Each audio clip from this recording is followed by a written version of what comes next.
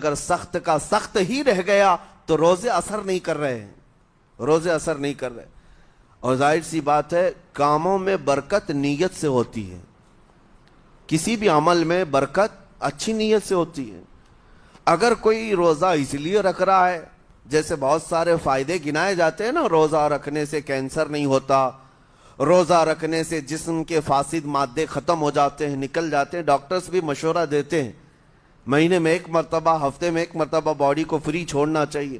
تو یہ تو جسمانی فائدے تو رکھے گئے ہیں، لیکن اگر تم روزہ اس نیت سے رکھ رہے ہو کہ میری باڈی صحیح ہوتی رہے، تو گویا کہ تم تو اپنی دنیاوی غرض سے روزہ رکھ رہے تھے۔ یہ فائدے تو ملنا ہی ملنا ہے، یہ فائدے یوں بھی ملیں گے اللہ تعالیٰ کی طرف سے آپ کو، لیکن نیت وہ نہیں۔ روزہ رکھنے کی نیت یہ ہو کہ میرا رب مجھ سے راضی ہو جائے اور مجھے رب تبارک و تعالیٰ کا خوف اور تقوی حاصل ہو جائے۔ نیت میں برکت ہے، اور جن کاموں کو آپ اچھی نیت سے کریں گے اسی طرح ان کاموں میں اثر بھی پیدا ہوگا۔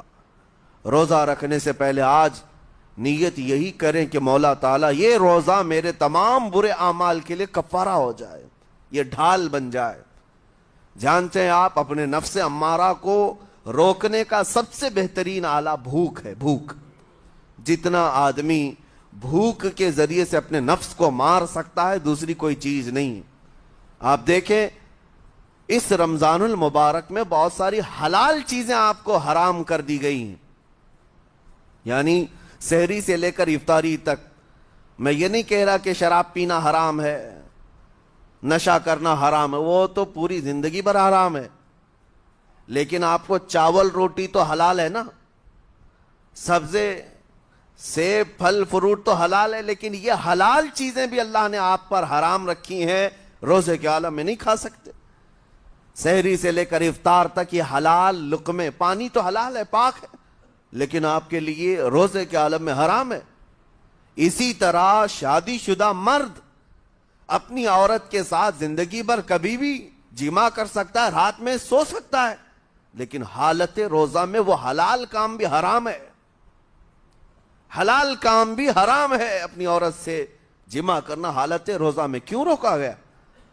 کھانا پینا بھی حلال تھا، عورتوں کے ساتھ شباشی بھی حلال تھی، لیکن روزے کے عالم میں ان حلال چیزوں کو روکا گیا۔ تو آپ سوچ سکتے ہیں اس چیز کو، سوچ سکتے؟ وجہ یہ ہے کہ حلال چیزوں سے آپ کو روک کر بڑے حرام چیزوں سے بچانا مقصود ہے۔ آج اگر اپنے آپ میں اتنا کنٹرول کر لے جاؤ کہ چند حلال چیزوں سے دن بھر بچ سکتے ہو، انشاءاللہ رمضان کے بعد بڑی حرام چیزوں سے بھی اللہ آپ کو محفوظ رکھے گا۔ میرے عزیزو، برا ہے ان لوگوں کا جن کو میرے آقا صلی اللہ تعالی علیہ وسلم نے دعائے ہلاکت فرمائی ہے۔ اس سے بدنصیب کوئی ہو سکتا ہے جن کے لیے رسول رحمت صلی اللہ تعالی علیہ وسلم کی دعائے ہلاکت ہوئی ہو؟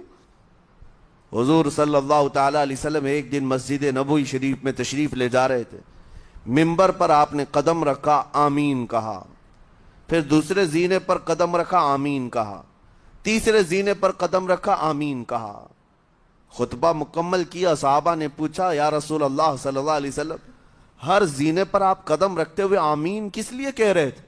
سنو، رسول پاک صلی اللہ علیہ وسلم ارشاد فرماتے ہیں کہ میں جب پہلے زینے پر قدم رکھا تو سید الملائکہ جبرائیل امین آئے اور دعا کرنے لگے۔ کیا دعا کیا؟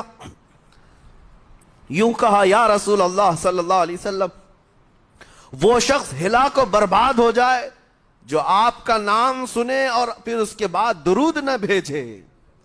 حضور فرماتے میں نے آمین کہا۔ حضور کا نام سنتے ہی آپ کی زبانوں پر درود آ جانا چاہیے۔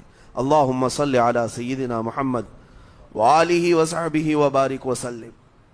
میرے آقا فرماتے ہیں دوسرے زینے پر قدم رکھا تو جبرائیل امین نے یوں کہا، یا رسول اللہ صلی اللہ علیہ وسلم وہ شخص ہلاک و برباد ہو جائے جو زندگی میں اپنے ماں اور باپ میں سے کسی ایک کے بڑھاپے کو پایا اور ان کی خدمت کر کے جنت نہیں حاصل کر سکا بلکہ ان کو ایسے ہی چھوڑے رکھا، ایسا شخص برباد ہو جائے۔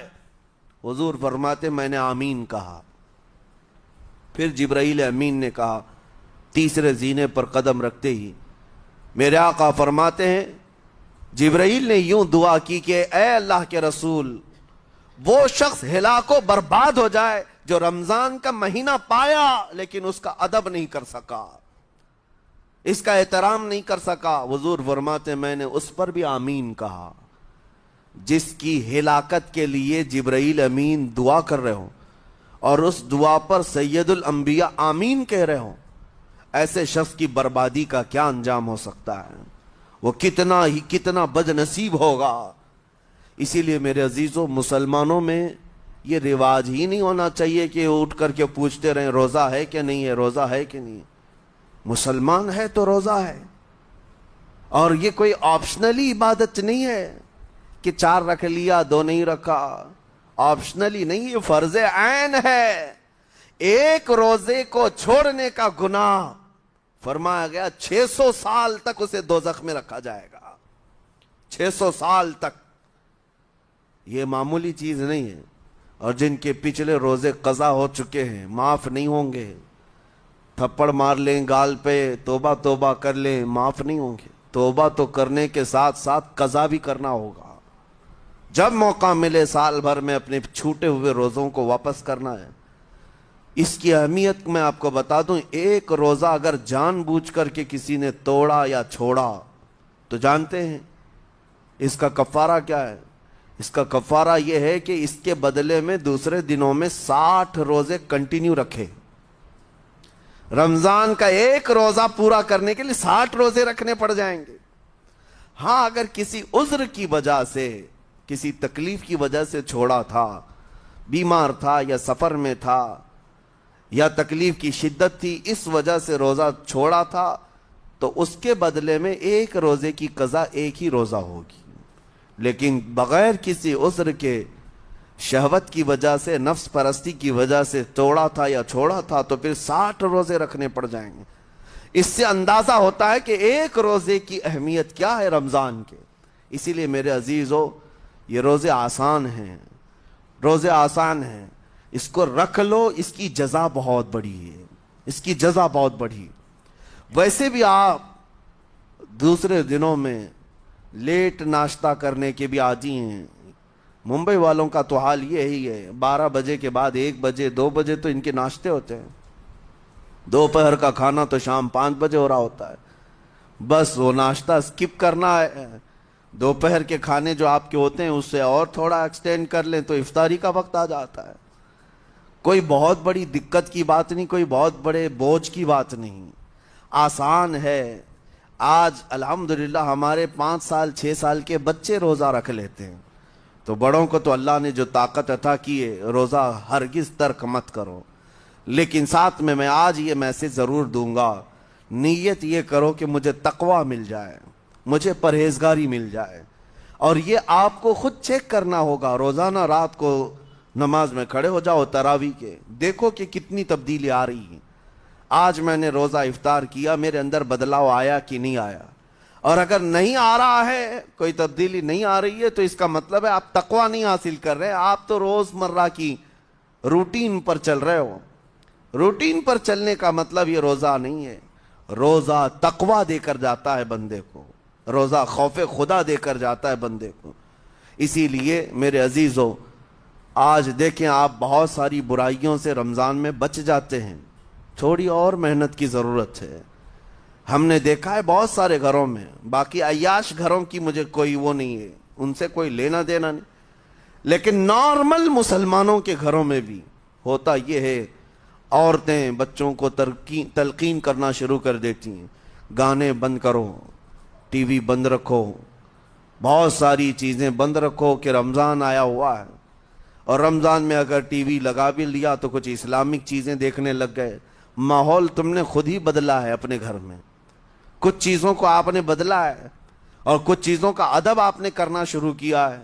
اسی کو اور تھوڑی سی محنت کے ساتھ بڑھا لیا جائے، قسم رب ذوالجلال کی، ہر برائی رمضان میں ہی آپ سے ختم ہو جائے گی۔ جس کی کوئی چیز چھوڑنے پر نہیں چھوٹتی ہے، وہ رمضان میں کر کے دیکھ لے، اللہ کی بارگاہ میں یاد کرے کہ مولا دن بھر میں تیری رضا کے لیے بچ رہا ہوں، مجھے میری باقی زندگی میں ان گناہوں سے بچا لے۔ وہ رحمان ہے، جب وہ تمہیں اس کے بدلے میں جنت دیتا ہے تو یہاں برائیاں کیوں نہیں چھڑواتا؟ یقیناً وہ برائیوں کو تم سے دور کرے گا۔ قرآن کا فرمان عالی شان لعلکم تتقون، اسی پر میں نے آپ کے سامنے بات رکھی ہے۔ روزے اس لیے فرض کیے گئے ہیں تاکہ تمہیں تقوی مل جائے، پرہیزگاری مل جائے۔ بعض لوگوں